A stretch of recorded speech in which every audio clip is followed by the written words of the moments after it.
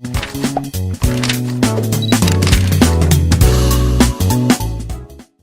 my name's Nick from Essex Boatyards, and one of the things we do on top of selling boats and mooring them and storing them and transporting and generally everything else is we have a specialist salvage division which specialises in the removal of boats in places where they shouldn't be.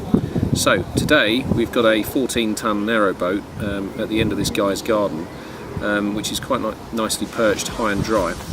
So we're at a place called Raisbury, which is not too far from Heathrow Airport, and the river here came up by 2.5 metres, which has caused not just this one but many boats to end up in people's gardens or in picnic areas or fields or things like that.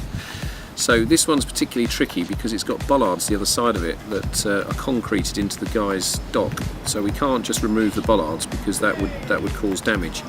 So what we've actually done is constructed a steel floating platform that enables us to either lift or sink the platform. We can completely submerge it and then we can completely raise it again afterwards. So the idea is to get the boat from the dock, we've not done this particular method before, and slide it onto our pontoon and then do a controlled sinking of the pontoon in an area of the river where there's enough water. We actually need 8 feet of water in order to do this. So that gives you an idea of what we're going to do, so let's see how it pans out.